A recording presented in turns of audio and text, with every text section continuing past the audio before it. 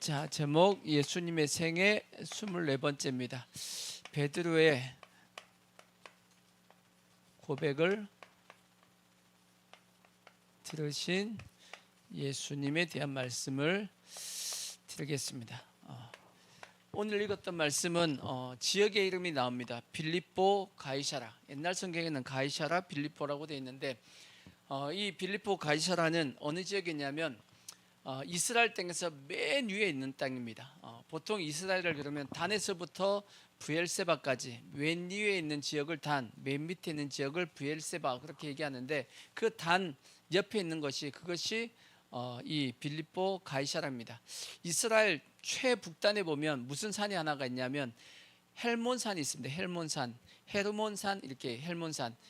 레바논 바로 옆에 있는 것이 헬몬산인데 그 헬몬산 바로 옆에 있는 그 지역이 뭐냐면 가이사라 빌립보 지역입니다. 그러니까 이스라엘 땅 맨 위에 있는 지역입니다. 그 지역의 이름이 가이사라 빌립보인 이유는 뭐냐면 가이사라는 가이사 황제 이름을 딴 거고 그 다음에 빌립보는 빌립, 그 당시 헤롯 빌립이 그 지역을 관할하고 있었기 때문에 그 헤롯 빌립의 이름을 따가지고 가이사라 빌립보라고 이름을 지었습니다. 그 지역은 특징이 뭐냐 하고 봤더니 우상 숭배가 가장 심했던 지역 중에 하나다라고 그렇게 알려져 있습니다. 그 지역에 예수님께서 이제 가셨을 때 제자들에게 물어봤습니다. 사람들이 나를 누구라고 하냐 하고 물어봤더니 제자들이 대답했습니다. 뭐라고 대답했냐? 자, 아까 읽었던 16장 14절에 보면 이르시되 더러는 세례 요한, 더러는 엘리야, 어떤 이는 예레미야나 선지자 중에 하나라 하나이다 라고 이제 대답했습니다. 그랬더니 예수님께서 다시 물어봅니다. 그러면 너희는 나를 누구라 하느냐 하고 물어봤더니 제자들 중에서 베드로가 탁 튀어나와서 얘기합니다. 주는 그리스도시요 살아계신 하나님의 아들이시니다 라고 이제 대답을 했습니다. 그 대답을 예수님께서 딱 들으시더니 기분이 좋아가지고 베드로에게 엄청난 축복을 해주셨습니다. 바요나 시모나 너에게 복이 있도다 하시면서 쭉 축복의 말씀을 해주셨던 내용의 말씀이 오늘 기록이 되어 있습니다. 예수님께서 왜 가이사 빌립보 가이사라에서 왜 이 질문을 했을까? 이 질문을 한 이유가 뭐겠어요? 왜 이 질문을 했을까요? 왜 여론조사를 했을까? 사람들이 나를 어떻게 보냐 하고 여론조사를 하셨거든. 왜 하셨겠어요? 그리고 너희는 나를 누구라 하느냐라고 왜 물어봤을까? 물어본 이유가 있겠죠. 예수님께서 제자들에게 질문을 했다면 질문을 했던 이유가 있을 거 아니야. 왜 질문했을 것 같아요? 그냥 궁금해서 그냥 신앙 고백을 듣고 싶어가지고 질문을 했을까요? 답은 뭐냐? 예수님께서 하고 싶은 말이 있거든. 예수님께서 하고자 하는 말이 있는데 그 말을 지금 현재 제자들이 들을 수 있는 수준이 되냐 안 되냐 확인해 보려고 물어본 겁니다. 그럼 뭔 얘기를 하셨냐? 자, 몇 절을 보시냐면 21절 보시면 이때로부터 예수 그리스도께서 자기가 예루살렘에 올라가 장로들과 대제사장들과 서기관들에게 많은 고난을 받고 죽임을 당하고 제3일에 살아나야 할 것을 제자들에게 비로소 나타내시니라고 되어 있습니다. 자, 비로소 뭐 하셨냐? 얘기하셨습니다. 뭘 얘기했냐? 예수님께서 예루살렘에 이제 올라갑니다. 올라가셔가지고 그러니까 맨 위에 땅부터 쭉 이제 내려오는 겁니다. 내려와서 예루살렘을 우리가 보기에는 예루살렘이 저 위에서 내려오니까 예루살렘에 내려간다 그래야 되잖아. 근데 우리 보통 올라간다고 다 얘기합니다. 왜냐? 예루살렘을 그들은 중심으로 보고 있고 또 예루살렘이 위에 있기 때문에 산 위에 있다 보니까 유대인들은 무조건 예루살렘에 뭐라고 얘기하냐? 올라간다라고 얘기합니다. 그래서 우리도 마찬가지지. 우리 울산이잖아. 울산 서울로 내려가요, 올라가요. 서울로 내려간다고 얘기 안 하고 서울로 올라간다고 얘기하고 서울에서 울산 오면 울산으로 내려간다고 얘기합니다. 중심이 어디냐? 서울이 중심이고 우리가 울산에 살아도 그렇게 얘기합니다. 서울로 올라간다, 서울에서 내려온다 이렇게 얘기하는데 유대인들은 예루살렘이 중심입니다. 예루살렘 중심으로 반대편에서는 예루살렘에 올라간다고 얘기하고 있는데 예수님께서 예루살렘으로 올라가시는 그 길 중에 이제 출발점입니다. 이제 마지막 예루살렘으로 가시는 그 길에 뭔 얘기를 하셨냐? 이제 내가 예루살렘에 올라가면 내가 대제사장들에게 잡혀가지고 고난당하고 그리고 십자가에 죽는다. 이제 죽는다. 그리고 나서 3일 만에 내가 뭐한다? 부활한다. 다시 살아난다 하는 그 말씀을 하신단 말이에요. 그 말씀을 하시려고 하다 보니까 뭐가 확인돼야 되냐? 그 말씀을 들을 수 있는 제자들의 신앙이 있는지 없는지 뭐 해보려고? 확인해 보려고 물어본 겁니다. 이렇게 생각할 수 있습니다. 만약에 제자들이 여전히 다른 이 빌립보 가이사라에 있는 그 지역의 사람들처럼 사람들이 나를 누구라 하냐 했더니 선지자 중에 하나라고 하는데요 라고 제자들이 얘기했잖아. 근데 다시 너희들은 나를 누구라 생각하냐 했을 때 우리도 예수님을 누구라고 생각한다? 선지자 중에 하나라고 생각합니다 라고 만약 얘기했다라면 예수님께서 자기 자신의 고난과 그 다음에 죽음과 부활에 대한 얘기를 했을까? 안 했을 겁니다. 왜? 아직 그 얘기를 들을 수 있는 신앙이 안 되기 때문에 얘기 안 했을 겁니다. 근데 베드로가 제대로 된 신앙 고백을 했기 때문에 예수님께서 드디어 비로소라고 돼 있어. 비로소 그 얘기를 할 수 있었던 겁니다. 이해가 되시죠? 그래서 우리는 주님께서 어떤 말씀을 하신다 할지라도 들을 수 있는 신앙의 수준이 돼야 될 것이고 만약 제자들이 그 수준이 안 됐더라면 한번 생각해 보십시오. 예수님을 따라가는 그 길이 쉬워요, 어려워요? 만만치 않습니다. 쉽지 않단 말이에요. 때로는 뭐까지도 버려야 되냐? 자기의 목숨까지도 내놓아야 됩니다. 그러기 위해서는 확실하게 뭐가 있어야 되죠? 예수님이 어떤 분이신지에 대한 확실한 믿음이 없으면 중간에 다 뭐 할 수밖에 없냐면 변절할 수밖에 없고 도망갈 수밖에 없습니다.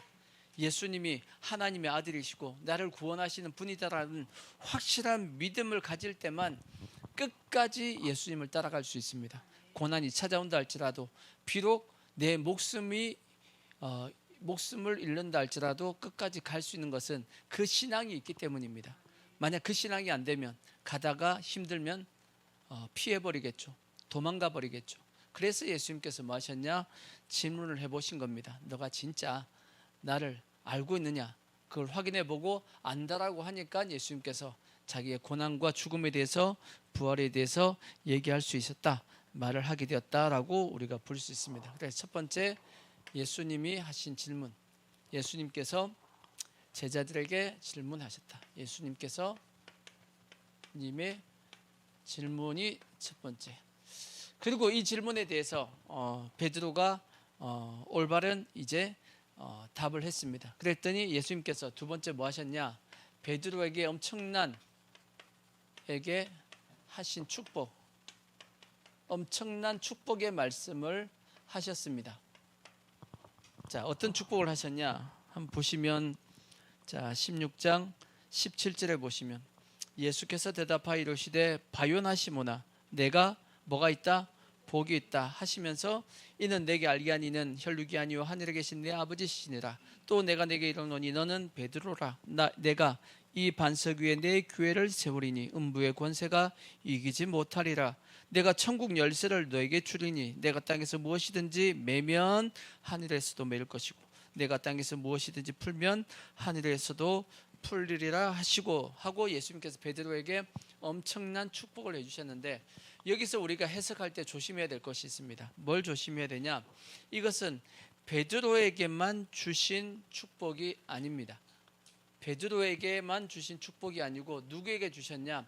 베드로와 동일한 축복, 이 신앙 고백하는 모든 성도들에게 주시는 축복입니다. 아시겠죠? 천주교에서는 이걸 마치 누구에게만 준 축복이라고 얘기하냐면 베드로에게 주신 축복이다라고 얘기하는데 아닙니다. 누구에게 주신 축복이냐? 베드로와 동일한 신앙 고백을 하는 모든 성도들에게 이러한 축복은 다 주어집니다. 아멘. 그러니까 우리도 예수님에 대해서 정확하게 신앙 고백하면 이러한 축복이 우리에게 주어진다라는 것을 우리는 믿어야 됩니다. 아시겠죠? 자, 어떤 축복을 주셨냐? 다시 17절 보면 바요나 시몬아 내가 복이 있도다. 이를 너에게 알게 한 이는 누구다? 혈육이 아니고 하늘에 계신 내 아버지다. 뭔 뜻이냐? 베드로가 신앙 고백할 수 있게끔 하신 것은 너의 능력이 아니다는 뜻입니다. 누가 주신 지식이다? 하나님께서 너에게 주신 지식이다 라고 말씀을 하고 있는 겁니다. 우리 인간은 절대 하나님을 뭐 할 수 없냐? 스스로 알 수 없습니다. 오직 누굴 통해서만?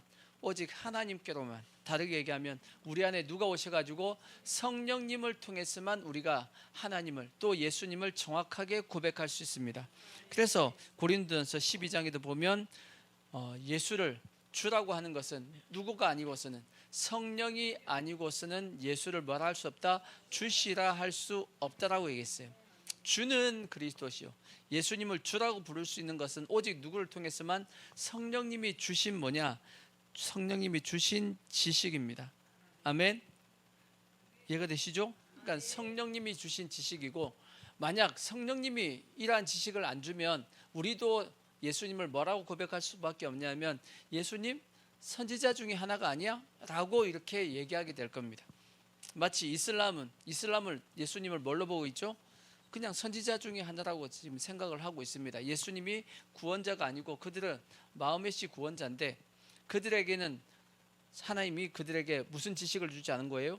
성령을 통해서 예수님이 주라는 지식을 깨닫게 하지 않았기 때문에 그들은 알 수 없는 겁니다. 근데 그들만 알 수 없냐? 마찬가지예요. 우리도 알 수 없는 존재입니다. 오직 하나님이 우리에게 성령을 주심을 통해서 성령님께서 뭐 하신 거냐면 깨닫게 하셔가지고 우리가 예수님을 주라고 고백할 수 있게끔 되었다는 겁니다. 그래서 세상 사람들 보십시오. 세상 사람들은 예수님을 뭐라고 얘기하죠? 4대 성인 중에 한 사람이라고 얘기합니다. 4대 성인 누구죠? 예수님, 뭐 부처, 뭐 공자, 그 다음에 소크라테스, 이렇게 4대 성자를 이렇게 얘기하는데, 만약에 성령님이 아니고서는 아니었다라면 우리도 동일하게 그들처럼 얘기하게 될 겁니다. 근데 성령님이 우리에게 가르쳐 주셨어. 예수님은 누구시다? 하나님의 아들이시고 우리의 주님이시다라고 우리에게 가르쳐 줬기 때문에 우리가 이러한 지식을 가질 수 있는 겁니다. 그래서 우리 인간은 뭐의 한계를 가지고 있냐면 지식의 한계를 가지고 있습니다. 스스로 하나님을 절대 뭐 할 수 없냐? 알 수 없다라고 성경이 말씀하고 있고, 인간의 지식은 뭐가 있다? 한계가 있다는 거야. 한계. 우리가 전도서를 보면 그런 말씀이 나옵니다. 전도서 한번 보실까요? 7장 13절을 보시면 인간의 지식의 한계에 대해서 이렇게 얘기합니다. 자, 7장 13절 하나님께서 행하시는 일을 보라. 하나님께서 굽게 하신 것을 누가 등이 곧게 하겠느냐? 형통한 날에는 뭐하고? 기뻐하고 공고한 날에는 되돌아 보아라. 이 두 가지를 하나님이 병행하게 하사 사람이 그 장래일을 능히 헤아려 안다 모른다? 알지 못하게 한다. 인간은 장래일을 알 수 있어요? 없어요? 알 수 없습니다. 왜? 인간의 지식의 뭐예요? 한계입니다. 인간은 알 수 없는 지식이 분명히 존재합니다. 그죠? 인간이 알 수 없는 지식이 분명히 존재한다고. 그 인간이 알 수 없는 그 지식을 누가 우리에게 공급해 주시냐? 하나님께서, 성령님께서 우리에게 공급해 주시는 겁니다. 아멘. 그래서 성경은 잠언서에 보면 뭐라고 되어 있냐? 지식과 지혜의 근본은 어디다? 하나님을 경외함에 있다라고 말씀합니다. 하나님을 경외하는 것이 지식의 근본이요 또 지혜의 근본이다라고 잠언서에 누누이 그렇게 말씀을 하고 있는데, 그래서 우리는 하나님을 통해서만 알 수 있는 지식이 엄청나게 많습니다. 예수님뿐 아니라 천국과 지옥, 성령 아니고서는 알 수 있어요? 없어요?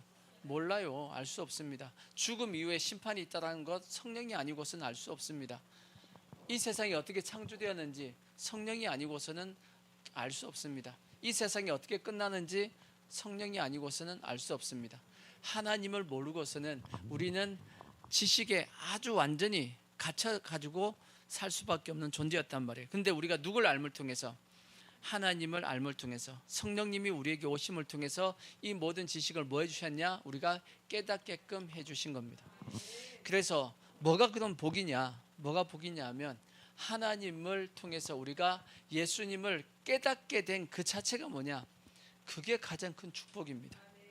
이거보다 더 큰 복이 있어요, 없어요? 없어요. 우리가 찬송 부르듯이 나는 주를 섬기는 것에 뭐가 없어요? 후회하심이 없다. 후회가 없다. 왜? 이것보다 더 복된 것이 있어요, 없어요? 없어요. 예수 믿는 것보다 더 큰 복이 어디 있냐고. 근데 이 예수님을 믿게 된 것은 이 지식을 깨닫게 하신 누가 계셨기 때문에, 성령님이, 하나님이 우리를 깨닫게 해주셨기 때문에, 그래서 우리는 이 지식을 가지게 된 것에 대해서 이것이 가장 큰 축복이다 하는 그러한 믿음을 가지고 살 수 있기를 부탁의 말씀을 드리겠습니다. 아멘. 그 다음에 또 두 번째 주신 복이 뭐냐 하면 18절에 보면, 또 내가 네게 이르노니 너는 베드로라. 내가 이 반석 위에 내 교회를 세우리니 음부의 권세가 이기지 못하리라. 그렇게 되어 있습니다. 이것도 천주교에서 잘못 해석하고 있는 것이, 이 반석 위에 교회를 세운다 그래가지고 이 반석을 베드로 해가지고, 베드로가 이 천주교에서는 일대 교황이라고, 베드로 위에 교회를 세워야 돼서 베드로가 일대 교황으로서 천주교를 세웠다라고 주장을 하는데, 그 자체도 거짓입니다. 베드로 위에 교회를 세운다는 뜻이 아닙니다. 교회는 누구 위에 세우게 되었냐? 예수님 위에 교회를 세우는 거지, 어떻게 베드로 위에 교회를 세우냐고. 그래요, 안 그래요? 성경에 보면 예수님께서 모퉁이의 돌이 되셨다라고 말씀했죠. 모퉁이의 돌은 뭐냐면 그 건물의 기초가 되고, 그 건물의 균형을 맞추는 가장 큰 돌이 있습니다. 기초가 되는 기초석이 있다고. 그것이 모퉁이 돌입니다. 근데 그 모퉁이 돌은 누구다? 예수님이 모퉁이 돌이다라고 그렇게 성경이 말씀하고 있어요. 자, 에베소서 2장 20절에 보면 그렇게 되어 있습니다. 에베소서 2장 20절 보면, 너희는 사도들과 선지자들의 터 위에 세우심을 입은 자라. 그리스도께서 친히 모퉁이 뭐가 되었다? 돌이 되었다. 예수님께서 모퉁이 돌이 되었고, 그 터는 누가 닦았다? 선지자들과 사도들이 닦았다. 그 위에 이제 교회가 세워졌다라고 이제 말씀을 하고 있는 겁니다. 아멘. 근데 베드로가 베드로 위에 세웠다? 아닙니다. 베드로 위에 세웠다? 절대 아니고, 오직 중보자는 누구밖에 없다? 예수 그리스도밖에 없다라고, 오직 한 분밖에 없다라고 성경이 말씀을 하고 있는 겁니다. 아멘.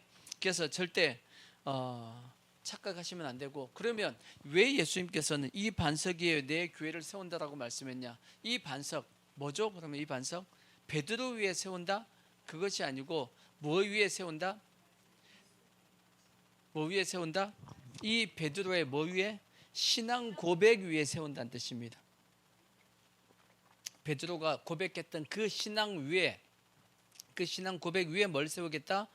교회를 세우겠다는 뜻입니다. 주는 그리스도시요 살아계신 하나님의 아들이라고 하는 그 고백 위에 뭘 세우겠다? 교회를 세우겠다, 그 뜻입니다. 그러니까 올바른 신앙 고백 위에 교회가 세워져야지만 튼튼하게 세워지고, 또 음부의 권세가 뭐하지 못한다? 이기지 못한다라고 예수님께서 말씀을 하고 계신 겁니다. 근데 보십시오. 그래서 마귀는 뭘 공격하겠어요? 그러면 마귀가 교회를 무너뜨리기 위해서 뭐 하겠어요? 그러면 뭘 공격해야 되죠? 신앙 고백을 무너뜨리면 됩니다. 그렇죠? 신앙 고백 무너뜨리면 교회가 세워져요, 못 세워져요? 못 세워지죠. 그러니까 신앙 고백을 무너뜨리면 되니까, 지금도 보십시오. 마귀가 끊임없이 교회를 공격하고 있잖아. 뭘 지금 무너뜨리고 있죠? 교회의 신앙 고백을 무너뜨리고 있습니다. 그 대표적인 것이 지금 하고 있는 것이 뭐죠? 그게 WCC 종교 통합이에요. 종교 통합을 해서 뭐 하겠다라는 거예요. 종교 통합을 하면 뭐가 무너지죠? 교회가 무너집니다. 종교 통합은 예수의 피나 돼지 피나 소 피나 닭 피나 다 같은 피 아니냐? 피면 다 죄 사는 것 아니냐? 그게 종교 통합이에요. 같아요? 예수의 피와 저기 닭 피와 돼지 피가 같아요? 근데 그게 종교 통합이라고. 그 짓을 지금 현재 한국 교회가 또 전 세계에 있는 교회들이 지금 하고 있는 것 중에 하나인 겁니다. 심각한 겁니다. 절대 교회는 뭘 지켜야 되냐? 신앙 고백을 지켜야 됩니다. 오직 예수입니다. 오직 예수. 예수 외에는 구원이 있다 없다? 없다. 예수만이 길이고 진리고 생명이다. 이 신앙 고백을 교회는 확실하게 해야지만 교회가 세워지는 거지. WCC 종교통합뿐 아니라 이 지금 현재 우리나라에 있는 이 좌파 이 이념 또한 뭘 무너뜨리고 있냐? 우리의 신앙을 무너뜨리려고, 신앙 고백을 무너뜨리려고 좌파 이념을 자꾸 교회에다가 지금 현재 가지고 오는 겁니다. 이 좌파 이념 자체가 뭐가 없다는 뜻이냐면 하나님이 없다부터 시작하는 것이 좌파 이념이거든. 근데 그걸 교회에 지금 현재 가지고 들어와 가지고 교회를 지금 현재 이 마귀가 뭐 하려고 하냐? 무너뜨리려고 하고 있는 중인 겁니다. 절대 우리는 좌파 이념이 교회 안에 들어오지 못하도록 해야 될 것이고, 더 나아가서 또 하나가 뭐 있냐? 이 동성애 같은 것도 마찬가지입니다. 다 뭘 무너뜨리는 거죠? 하나님께서 남자와 여자를 창조하시고 하셨다라고 하는 이러한 어떤 하나님의 섭리가 있는데 그걸 또 무너뜨리려고 하는 겁니다. 이런 모든 것들을 통해서 다 뭐 하냐? 마귀가 교회의 신앙 고백을 뭐 하려고요? 무너뜨리려고 하는 겁니다. 그래서 절대 우리는 뭘 조심하셔야 되냐면 마귀가 교회를 공격하는 이 공격의 방향을 정확하게 알고 절대 이것은 뭐의 대상이 아니냐? 타협의 대상이 아닙니다. 아시겠죠? 절대 타협해서는 안 됩니다. 교회는 반드시 올바른 신앙 고백을 함을 통해서 우리가 교회를 뭐 하셔야 되냐? 지켜나가야 되고 음부의 권세를 이겨나가야 됩니다. 아멘. 그 다음에 또 예수님께서 하신 축복이 뭐냐? 자, 19절 보시면 내가 천국 열쇠를 너에게 주리니 너가 땅에서 무엇이든지 매면 하늘에서도 매일 것이고 내가 땅에서 무엇이든지 풀면 하늘에서도 뭐한다? 풀린다라고 말씀하고 있습니다. 뭘 준다고 얘기했죠? 천국 열쇠. 천국 열쇠. 열쇠 준다 그러면 좋죠? 열쇠는 뭐 하는 거 뭐죠? 이게 열쇠라는 것은 문을 연다는 뜻입니다. 문을. 그래서 너희가 천국의 문을 열면 뭐하고? 땅에서 천국의 문을 열면 하늘에서도 천국의 문이 뭐하고? 열리고 너희가 땅에서 천국의 문을 뭐하면? 닫으면 하늘에서도 천국의 문을 닫는다라고 되어 있습니다. 그러면 이 천국 열쇠가 뭐죠 이게? 뭐라고 얘기해줘? 천국 문은 이 열쇠, 천국 문을 여는 열쇠는 그럼 뭐죠 이게? 여러분이 천국 문을 닫을 수도 있고 열 수도 있답니다. 그럼 이 천국 문은 뭘 얘기하는 거죠? 이 열쇠는 뭘 얘기하는 거죠? 예? 이 천국 문의 열쇠는 뭐냐면 전도입니다. 전도. 복음이에요. 복음. 여러분의 복음의 문을 열면 천국에서도 문이 열리고 여러분이 복음의 문을 마으면 전도의 문을 닫으면 천국에서도 닫힌다 그 뜻입니다. 우리에게 주님께서 뭔 권세를 주셨냐면 천국의 문을 열 수도 있고 닫을 수도 있는 권세를 줬다라고 얘기하는데 그래서 우리는 천국의 문을 뭐 하셔야 되냐? 열어야지. 열기 위해서는 뭐도 열어야 돼요? 이 땅에서의 전도의 문을 뭐 하셔야 되냐면 여셔야 돼. 그럼 이게 뭐가 중요하냐? 왜 이게 복이냐? 이게 왜 복인 이유는 뭐냐? 나중에 하나님 앞에 가서 가장 큰 축복은 뭘로 받죠? 우리가 영혼을 구원한 걸로 받기 때문에 우리가 하나님 앞에 가면 가장 큰 축복은 뭐냐? 많은 사람을 옳은 대로 인도하는 사람은 하늘에 어떻게 해야 된다고요? 별과 같이 영원토록 비치게 된다라고 말씀했잖아. 그죠? 하나님께서 우리에게 이 천국의 열쇠를 가지게 하신 것은 우리가 엄청난 축복을 받을 수 있는 나중에 하나님 나라에 가서 상급을 받을 수 있는 키를 우리에게 뭐 하신 거죠? 주신 거라고. 축복이에요? 아니에요. 축복이야. 나중에 천국 가서 엄청나게 큰 이 상급을 받을 수 있는 열쇠를 우리에게 줬다니까. 근데 단지 우리가 뭐 하니까 안 열어. 안 열고 닫아놓고 있으니까 그 상급을 받을 수 있는 기회가 사라지는 것이고 우리가 뭐만 하면 열기만 하면 복음을 전하기만 하면 뭐 하겠다고요? 엄청난 상급을 천국에서 주겠다 안 주겠다? 주겠다라고 예수님께서 복을 주신 거야. 복이 아니에요? 복이잖아. 그러니까 엄청나게 주님께서 우리에게 주신 큰 축복이다 하는 것을 우리가 일단 믿으시고 아이고 전도하는 게 뭔 축복이냐고 축복입니다. 예수님께서 주신 축복이야. 그러니까 우리가 그러한 축복임을 알고 열심히 우리가 천국 문을 열 수 있기를 부탁의 말씀을 드리겠습니다. 아멘. 그리고 나서 예수님께서 이렇게 베드로를 축복하시고 난 다음에 뭐 하셨냐? 경고하셨습니다. 제자들에게 뭐 하셨냐? 제자들에게 경고하셨어요. 무슨 경고를 하셨냐? 자, 20절을 보시면 이에 제자들에게 뭐하사? 경고하사 자기가 그리스도인 것을 아무에게도 이르지 말라 하시니라. 예수님께서 제자들에게 이제 너희들은 내가 누구인 줄 알았다? 그리스도인 줄 알았다라고 이제 예수님께서 이제 인정을 한 겁니다. 너희는 내가 누군지 아는구나. 하지만 너희들은 알고 있지만 이 얘기를 누구에게는 하지 말라. 아무에게도, 사람들에게 절대 내가 누구인지 그리스도인지 뭐 하지 말라고요? 얘기하지 말랍니다. 왜 얘기해야지. 얘기해야 돼, 안 해야 돼요? 해야 되는데 왜 예수님이 하지 말라 그랬죠? 왜 하지 말라 그랬을까? 물론 때가 아직 안 된 건 맞습니다. 때가 아직 안 된 건데 왜 때가 안 됐죠?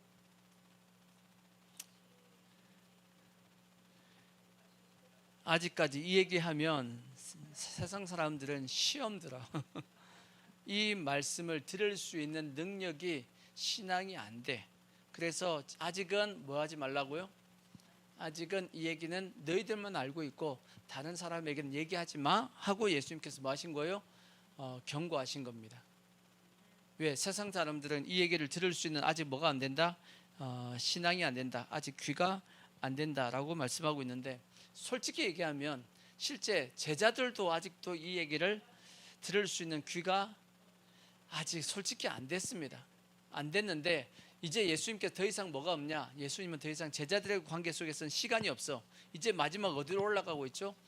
예루살렘에 올라가고 있다고. 3년 반 동안 제자들과 예수님이 거의 같이 있었는데, 3년 동안 같이 있었는데 아직도 제자들까지도 예수님에 대해서 정확하게 알았냐 몰랐냐 했을 때는 정확하게 몰랐다라고 보는 것이 더 맞습니다.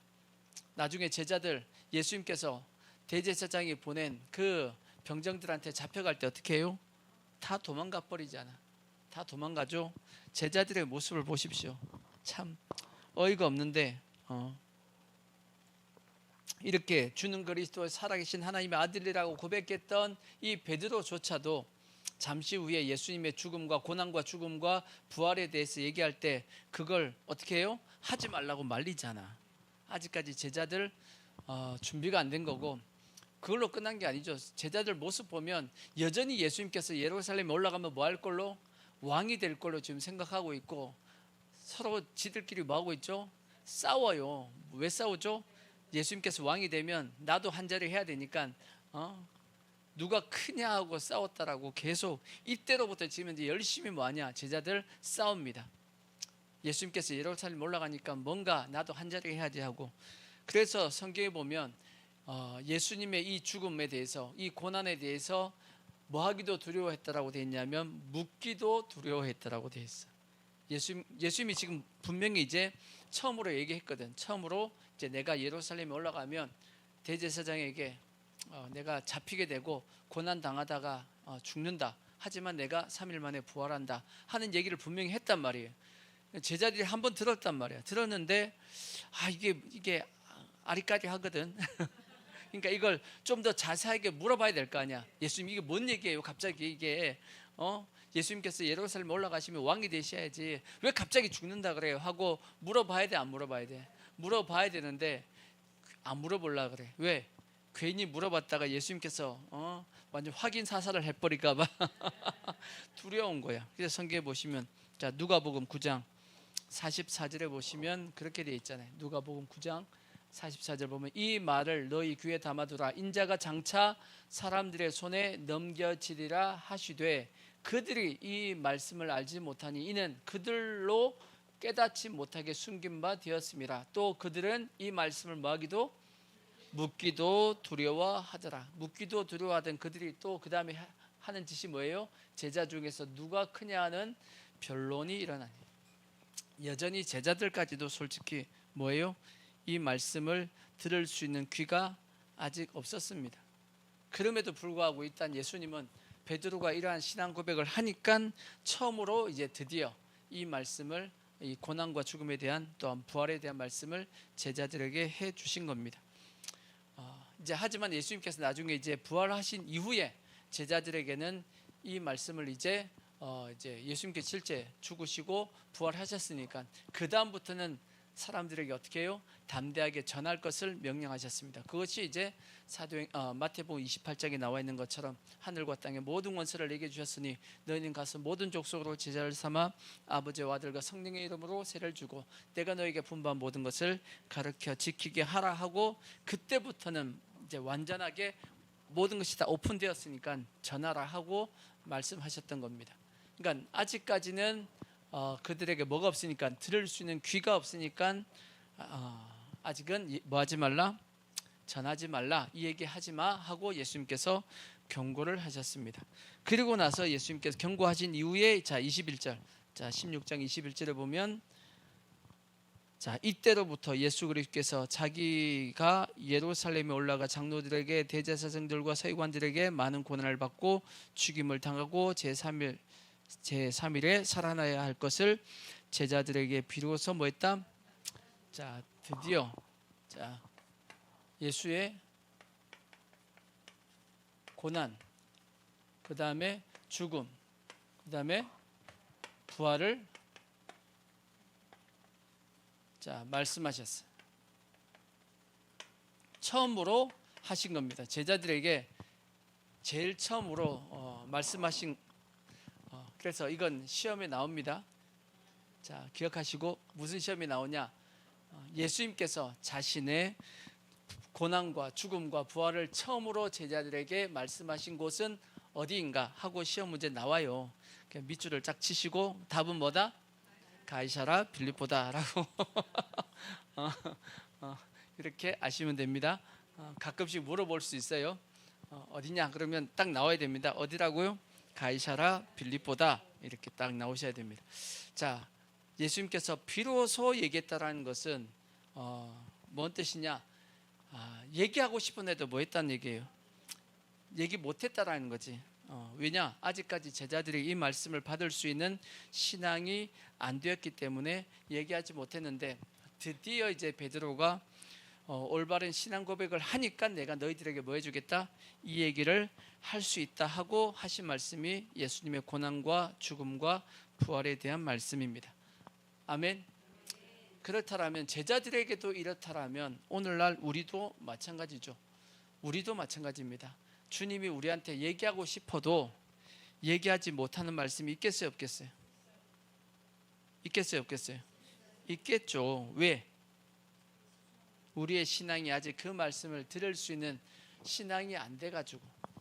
목사님은 여러분들에게 할 수 있는, 하고 싶은데 하고 싶은데 이렇게 못하는 말씀이 있을까요, 없을까요? 있겠죠? 있겠죠. 솔직히 여러분들도 각자에게, 여러분 남편이든지 아내든지 주위의 자녀들이든지 해야 되는데 얘기 못하는 얘기들 있어요, 없어요? 있잖아. 왜? 그 상대편이 그 얘기를 들을 수 있는 아직 뭐 어리다든지 아직까지 마음의 준비가 안 됐다든지 뭐 그럴 수 있잖아, 그죠? 그러듯이, 그렇다라면 한번 우리가 생각해 볼 것은, 그러면 이제 예수님이 우리에게 뭐 할 수 있게끔 마음껏 얘기할 수 있는 뭐가 되자고요? 신앙이 되었으면 하겠죠? 주님이 여러분한테 다 숨기고 이 얘기 못하겠어, 이 얘기 난 못하겠어 하고 그랬으면 좋겠어요? 아니면 다 얘기해 줬으면 좋겠어요? 다 얘기해 줬으면 좋겠어요? 얘기하면 시험 들라고 얘기하면 시험 들 텐데, 그래도 다 듣고 싶어요? 아멘이 적어졌어. 얘기하지 마세요, 부담스러우니까. 근데 성경은 그러면 어떻게 하라고 말씀하고 있냐? 다 들을 수 있는 귀를 가지라고 말씀하고 있어요? 아니면 아이고 들을 수 있는 실력이 안 되니까 적당히 듣고 그냥 천국 가면 된다라고 얘기하고 있어요. 성경은 우리에게 다 들을 수 있는 실력이 되자라고, 신앙은 자라야 된다라고 그렇게 말씀을 하고 있다고. 그래서 사도 바울도 너희가 젖만 먹지 말고 뭐도 먹어야 된다. 단단한 식물도 좀 먹을 수 있는 신앙이 되어야 된다라고 그렇게 말씀합니다. 자, 히브리서 5장 12절을 보시면, 히브리서 5장 12절 보시면, 때가 오래되었으므로, 때가 오래됐다는 건 뭐냐면 너희들이 예수 믿은 지 꽤 되지 않았느냐, 예수 믿은 지 오래됐는데 그 뜻입니다. 너희가 마땅히 뭐가 되어야 된다? 선생이 되었을 터인데, 예수 믿은 지 오래됐으니까 그만큼 선생과 같은 지식이 있는 신앙인이 되어야 함에도 불구하고 너희가 다시 하나님의 말씀의 초보에 대해서, 기초에 대해서 누구에게 가르침을 받아야 할 처지이니 아직도 뭐가 부족하고 기초가 부족해. 아직도 신앙의 기초도 안 돼 있어. 그럴 처지이니 단단한 음식은 못 먹고 젖이나 먹어야 할 자가 되었도다.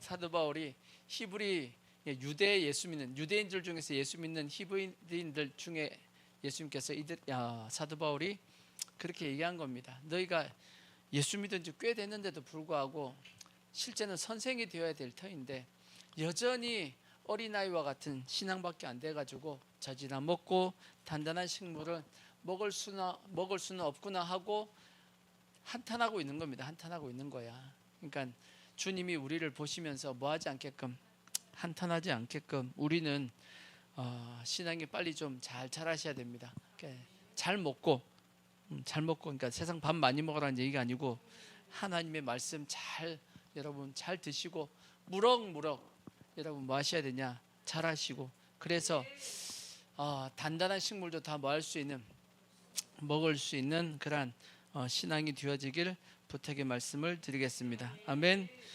그랬더니 이제 예수님께서 이러한 고난과 죽음과 부활에 대한 말씀을 했더니 누가 등장하냐? 베드로가 뭐하냐? 베드로의 항변이 있었어요. 베드로의 뭐예요? 너의 항변이 있었다고 되어 있어요. 항변과 예수님의 말씀이 있습니다. 베드로의 항변에 대해서 예수님께서 이제 말씀하신 내용이 기록되어 있어요. 베드로가 예수를 붙들고 항변하여 이르되, 항변했다는 뜻은 뭐냐면 꾸짖었다는 얘기입니다. 실제 예수님을 붙잡고 안 됩니다 하고 강하게 예수님이 하고자 하는 것을 막았다는 뜻인데, 베드로가 왜 그랬겠어요?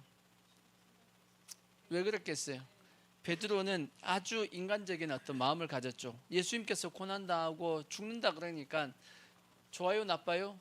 나쁘지, 슬프죠. 그러니까 예수님한테 된다 안 된다? 안 됩니다 하고 막은 부분도 있고, 또 예수님께서 죽어버리면 3년 동안 예수님을 쫓아다녔는데 이거 뭐야?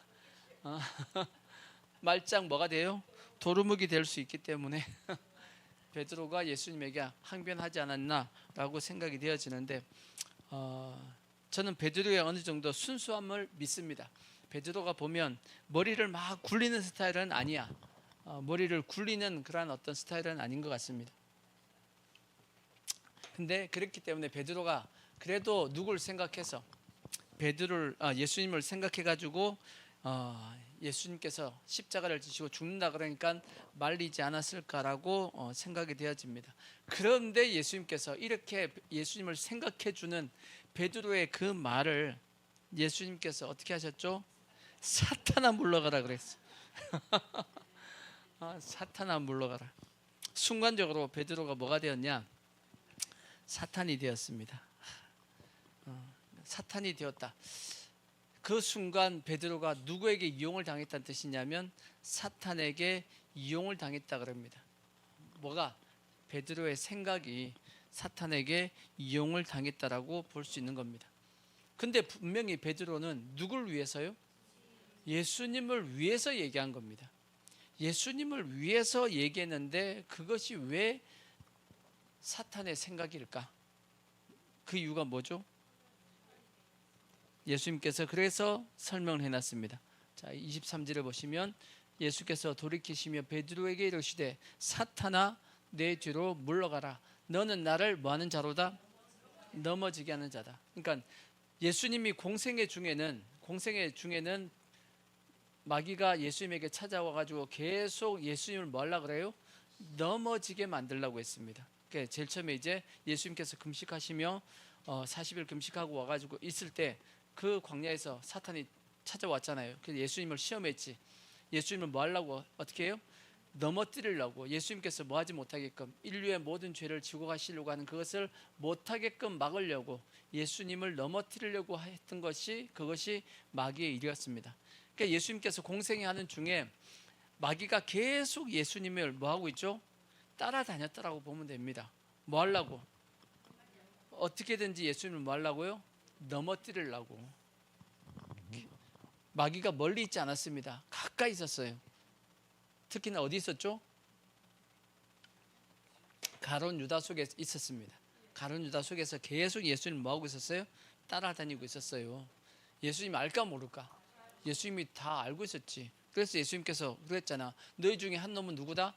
마귀다, 그렇게 얘기했어요. 가룟 유다에 대해서 직접 너 마귀다라고 얘기하지는 이제 나중에 나오지만 얘기하진 않았다 할지라도 마귀가 계속 예수님의 제자 중에 한 놈 속에 들어가가지고 뭐 하고요? 따라다니고 있다는 걸 알았어요, 몰랐어요? 예수님은 알고 계셨습니다. 근데 그 마귀가 순간적으로 누구 속에 들어가서? 베드로에게 들어가서 얘기한 겁니다. 그래서 베드로가 예수님을 십자가에 지지 말라고 이제 한 거죠. 그러니까 공생애 중에는 마귀가 예수님을 넘어뜨리려고 해서 한 거고, 그럼 오늘날은 누굴 넘어뜨리려고 그러겠어요? 이제 더 이상 예수님은 못 넘어뜨립니다. 하지만 누굴 넘어뜨려요? 예수 믿는 성도들을 넘어뜨리려고 하는 것이 오늘날 마귀의 하는 주된 일입니다. 그래서 예수님께서 말씀했죠. 도적이 오는 것은 도둑질하고 죽이고 멸망시키라는 것뿐이다라고 말씀했듯이, 도적이 마귀가 우리에게 와가지고 우리의 인생을 도적질하고 또 죽이고 멸망시키려고 끊임없이 우리에게 뭐한다? 찾아온다라는 걸 우리는 뭐 하셔야 되냐? 기억하시고 우리는 마귀에게 속지 않게끔 경계하셔야 됩니다. 깨어 있어야 됩니다. 아시겠죠?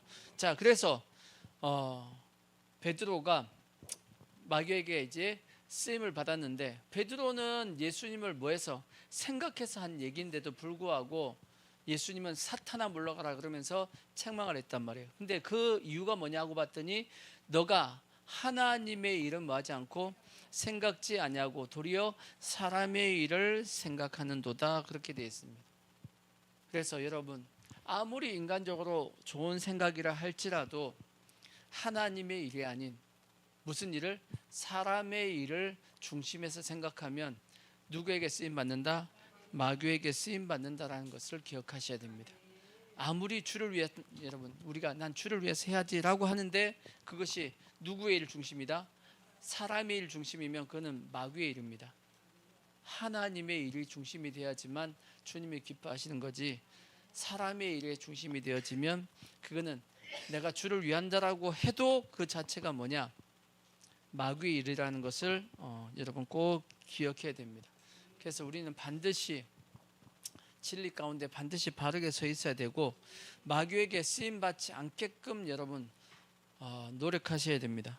특히나 지금 한국교회 목회자들 중에서 저는 이런 생각 듭니다. 저 좌파 목회자들 있거든. 좌파 목회자들은 그들 나름대로는 하나님의 일을 한다라고 생각하고 주를 위해서 한다라고 좀 생각하고 있을 겁니다. 근데 아니에요. 마귀에게 쓰임받고 있는 목회자들 저는 많다라고 생각합니다. 그들 스스로는 뭐 하나님의 일을 한다라고 생각할지도 모르겠지만 마귀에게 쓰임받고 있는 모습이 되어 있지 않냐라고 저는 생각이 하기도 합니다. 그래서 우리는 분별해야 됩니다. 진짜 지금 현재 내가 하고 있는 이 일이 하나님의 일인지 아니면 사람의 일인지를 분별하셔야 되고, 아멘. 그래서 성경은 위의 것을 생각하라고 말씀했어요. 땅의 것을 생각하지 말고 위의 것을 생각하라 하고 골로새서의 말씀이 있는데, 우리가 잘 분별해서 나는 주를 위해서 일했다라고 생각하는데 주님이 나 너 몰라 할 수 있어요, 없어요? 할 수 있어요. 나 너 몰라. 마태복음에도 그렇게 기록되어 있잖아요. 자, 마태복음 7장 13절에 보시면 그렇게 되어 있습니다. 자, 좁은 문으로 들어가라. 그래서 멸망으로 인도하는 문은 크고 그 길이 넓어 그리로 들어가는 자가 많고 생명으로 인도하는 문은 좁고 길이 협착하여 찾는 이가 적다. 거짓 선지자들을 삼가라. 양의 옷을 입고 너에게 나오나니 속에는 노력하는 일이라. 그들의 열매로 그들을 알지니 가시나무에서 포도를 또는 엉겅퀴에서 무화과를 따겠느냐. 쭉쭉 내려와서 그래서 21절 보면 나더러 주여 주여 하는 자마다 다 뭐하지 못한다. 천국에 들어갈 것이 아니다. 다만 하늘에 계신 내 아버지의 뜻대로 행하는 자라야 들어가리라. 그날에 많은 사람이 나더러 이르되 주여 주여 우리가 주의 이름으로 선지자 노릇을 하며 주의 이름으로 귀신을 쫓아내며 주의 이름으로 많은 권능을 행하지 아니하였나이까 하리니 그때 내가 저에게 밝히 말하되 내가 너희를 도무지 뭐한다 알지 못하니 불법을 행하는 자들아 내게서 떠나가라 하리라. 주님이 모른다 할 수 있다는 뜻입니다. 왜? 이들은 주님의 뜻대로 하지 않았기 때문이에요. 그래서 그러므로 누구든지 이 말을 듣고 행하는 자는 그 집을 반석 위에 지은 지혜로운 사람과 같다고 말씀했죠. 하나님의 말씀대로 행해야 되지 너 마음의 생각대로 해서는 안 된다라고 예수님께서 말씀을 하신 겁니다. 주님이 나는 주를 위해서 이랬는데요 라고 생각할지 모르겠지만 주님이 뭐 할 수 있다? 나 너 모른다라고 얘기할 수 있다 라고 성경이 말씀하고 있으니까 우리가 잘 분별해서 절대 마귀에게 속지 않게끔 하셔야 됩니다. 아멘. 그 다음에 이어서 예수님께서 또 베드로에게 뭐라고 말씀했냐. 자 24절을 보시면 자 마태복음 16장 24절 자 이에 예수께서 제자들에게 이르시되 누구든지 나를 뭐하거든 따라오려거든 자기를 부인하고 자기 십자가를 지고 나를 따라와야 된다라고 말씀했습니다. 예수님을 따라가긴 따라갈 거죠? 따라갈 거죠? 근데 따라가기 위해서는 조건이 있어요. 조건이 뭐 해야 된다고요? 두 가지 조건이 필요해요. 첫 번째 자기를 뭐하고 자기 부인을 해야 된다는 거예요. 자기를 부인해야지만 예수님을 뭐 할 수 있다? 따라갈 수 있다라고 얘기합니다. 그럼 자기를 부인한다는 뜻이 뭐죠? 자기의 생각, 자기의 뜻, 자기의 계획 이 모든 걸 뭐하고 이걸 다 부인하고 내려놓을 수 있어야 된다는 거지. 그래야지만 예수님을 뭐 할 수 있다? 따라갈 수 있다라고 말씀하고 있습니다. 그래서 사도 바울 같이 사도 바울은 그래서 자기의 모든 뜻을 다 내려놓기 위해서 뭐라고 얘기하냐? 자기의 모든 지식을 다 뭘로 여겼다? 배설물처럼 여겼다. 똥처럼 여겼다라고 말씀하고 자기의 모든 이론도 다 뭐했다? 다 무너뜨렸다라고 말씀. 다 깨뜨려 버렸다. 하나님을 아는 그 지식, 예수 그리스도에 대한 그 지식 외에 모든 것을 다 뭐 해버렸다? 다 무너뜨려 버렸다. 오직 예수. 그 지식만 자기가 갖겠다라고 고백했던 것이 사도 바울의 모습이었습니다. 근데 그럼에도 불구하고 우리는 여전히 뭘 가지고 있냐? 자기 지식, 자기의 이론을 가지고 있습니다. 그걸 세상 말로 뭐라 한다고요? 개똥 철학이라고 얘기한다고. 여러분 개똥 철학이 있어요? 없어요? 개똥 철학이 있다고. 하나님의 말씀이 뭐라든 나는 내 생각은 이래 하고 하는 여러분이 나름의 어떤 여러분의 생각을 가지는 것 자체가 잘못된 것이 아니고 하나님의 말씀이 하고 비교했을 때 하나님의 말씀하고 이렇게 딱 부딪혔을 때는 반드시 뭐 하셔야 되냐면 하나님의 뜻에다가 손을 들어 주셔야 돼. 근데도 불구하고 하나님의 뜻이 분명함에도 불구하고 끝까지 뭘 주장해요? 개똥 철학을 주장하면 그래서 그게 안 되는 겁니다. 하나님의 뜻이 있으면 내 생각이 아무리 내 생각과 내 경험과 내 지식과 내가 지금까지 이렇게 살아왔던 모든 삶 속에서 내가 이것을 체득했다 할지라도 뭐하고 틀리면 말씀하고 틀리면 이 내 모든 이론을 내려놓고 말씀에다가 힘을 실어 주셔야 된다고. 근데 그걸 잘 안 한다고. 끝까지 뭘 주장하냐면 자기의 개똥 철학을 주장하니까 자, 이 말씀 지난주에도 말씀했죠. 자, 고린도후서 10장 4절에 보시면 고린도후서 10장 4절 보시면 우리의 싸우는 무기는 육신에 속한 것이 아니요 오직 어떤 견고한 진도 무너뜨리는 하나님의 능력이라. 모든 이론을 뭐하고 무너뜨리며 하나님 아는 것을 대적하여 높아진 것을 다 무너뜨리고 모든 생각을 다 뭐해가지고 사로잡아 그리스도에게 복종하게 하니 너희의 복종이 뭐할 때 온전하게 될 때에, 다르게 얘기하면 너희가 모든 생각을 사로잡아 하나님의 말씀에 그리스도에게 복종하면 그때 뭐가 되어지냐? 모든 복종하지 않는 것들 뭐예요? 내 삶 가운데 내 마음대로 안 되는 일이 많아요, 적어요? 내 마음대로 안 되는 일이 얼마나 많냐고. 우리가 세상 살아가면서 있어서 남편도 내 마음대로 안 되지, 아내도 내 마음대로 안 되지, 돈 버는 것도 내 마음대로 안 되지, 건강도 내 마음대로 안 되지. 내 마음대로 안 되는 거 투성입니다, 삶 가운데. 그죠? 근데 그 모든 나한테 복종하지 않는 것들이 언제 복종하냐? 내가 하나님의 말씀에 뭐 할 때? 복종할 때 그것도 나한테 복종한다라고 말씀하고 있잖아.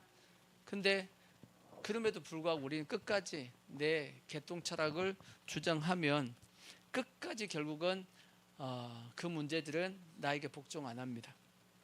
그것이 성경이 우리에게 말씀하고 있는 내용입니다. 그래서 사도 바울도 마찬가지야. 자기에게 개똥 철학이 있어요, 없어요? 있죠. 사도 바울도 엄청나게 많은 지식을 가지고 있으니까 그 개똥 철학을 가지고 있다 보니까 사도 바울도 이게 마음대로 잘 안 되거든. 마음대로 안 되니까 어떻게 했다고 그래요? 배설물도 여기려고 했는데도 잘 안 되고 하니까 성경에 사도 바울은 자기 자신을, 내가 내 몸을 뭐예요? 쳐서 복종케 했다라고 돼 있어요. 고린도전서 9장 그 앞에 27절 보시면, 고린도전서 9장 27절. 자, 내가 내 몸을 쳐서 뭐예요? 복종하게 함은, 내가 내 몸을 뭐 한다고요? 쳐서 복종시킨다고. 왜? 그것이 그냥 생각으로 잘 안 되더라는 거야. 그러니까 막 강하게 자기 자신을 치겠다라는 겁니다. 그래서까지 한다 해서 뭐 하겠다? 하나님의 뜻에 내가 복종하겠다라고 고백했던 겁니다. 그래서 날마다 나는 뭐 한다? 죽는다라고 고백했던 겁니다.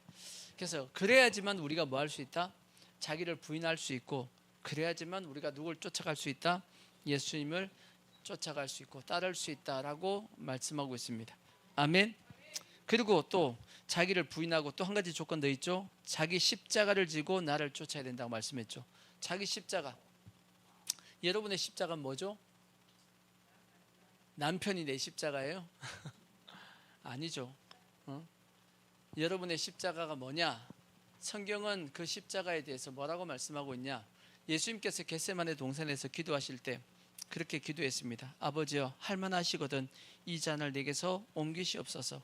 그러나 나의 원대로 마옵시고 아버지의 원대로 되어지기를 원하나이다라고 이렇게 예수님께서 고백했는데, 예수님의 십자가를 뭐 하겠다고요? 앉으면 안 됩니까? 라고 하나님 앞에 타진한 겁니다. 그랬더니 하나님께서 안 돼, 무조건 뭐 해야 돼?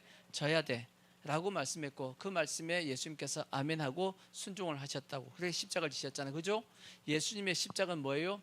인류의 모든 죄를 위해서 예수님께서 대신 십자가 져서 그들을 구원하는 것, 그것이 예수님의 십자가입니다. 곧 그것이 뭐냐? 하나님의 뜻이에요. 예수님을 향한 성부 하나님의 뭐예요?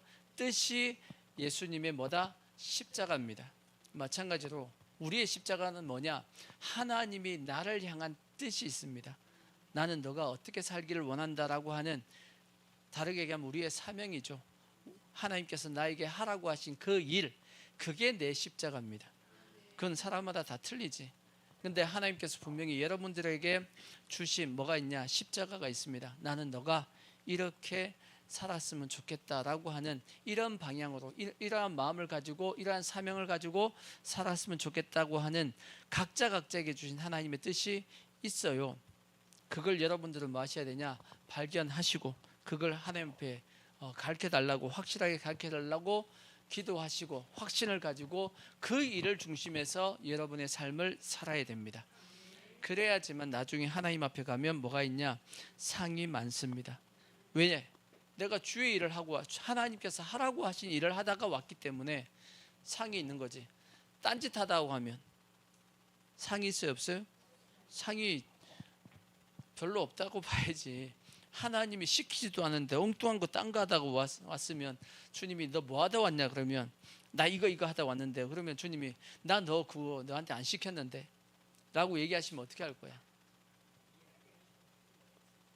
그러니까 하나님이 나한테 뭘 지고 가라고 했는지 빨리 뭐 하셔야 되냐 깨닫고 그 일을 중심에서 사십시오.